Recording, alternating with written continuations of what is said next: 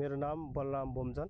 म चाहिँ नेपाली सेनामा कार्यरत थिएँ। अहिले पेन्सन भएर चाहिँ अहिले खेती किसान गर्दैछु। म चाहिँ अहिले यहाँ घरमै बसी चाहिँ अब खेतीपाती गर्दैछु।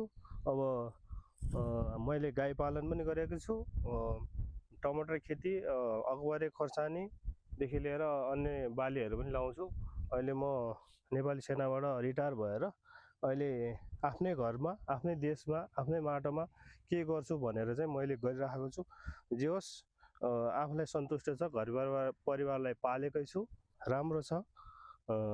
राम्रोसँग अब यो चाहिँ नि टमाटरको चाहिँ यो येल्लो ट्र्याप लगाएको छु हामीले। यसलाई यो चाहिँ यसबाट चाहिँ टुटाहरू, अब किराहरू, कुन किराहरू लाग्छ यसबाट चाहिँ पहिचान गर्न सकिन्छ हामीले, कुन किरा लाग्यो। येल्लो ट्र्यापमा हेरेर चाहिँ हामीले चाहिँ त्यसको चाहिँ पहिचान गर्न सकिन्छ। यो बोट बिरुवाहरू सबै स्वस्थ छ। अहिले कुनै पनि रोग किराहरू लागेको छैन। विषादी अहिलेसम्म हामीले केही पनि युज गरेको छैन। हामीले चाहिँ त्यो गिटी मलहरू अलिअलि प्रयोग गर्छौँ, अनि त्यो प्राङ्गारिक मलहरू हो प्राय प्रयोग गर्ने हामीले। अनि त्यसपछि जीवादु बनाउँछौँ, जीवादु प्रयोग गर्छौँ। हामीले चाहिँ अरू रासायनिक मलहरू त्यति प्रयोगमा ल्याउँदैनौँ। गाई मेरो 4वटा छ। अब 4वटै दुहुनु हो, दुध दुहुन्छु, लगेर डेरीमा बेच्छु, त्यही हो। अनि त्यसबाट आएको मलहरू चाहिँ खेतबारीमा हाल्छौँ। प्रशस्त मात्रामा चाहिँ प्राङ्गारिक मल मात्रै प्रयोग गरेर चाहिँ हामीले चाहिँ खेती उत्पादन गर्छौँ।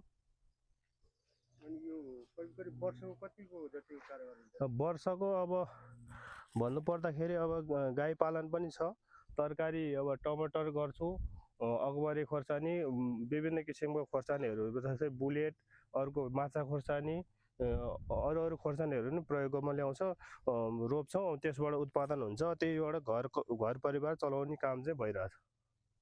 यो चाहिँ हामीले चाहिँ यसको चाहिँ बियाड चाहिँ हामीले चाहिँ वैशाखको चाहिँ पहिलो हप्तामा राखेको। अब यो रोपिसक्यो, रोपेर अब यो असारको चाहिँ पहिलो हप्तामा चाहिँ यो चाहिँ फल पाक्ने हो। असारको पहिलो हप्तामा चाहिँ हामीले यो टिपेर बेच्न सुरु गर्छौँ। यो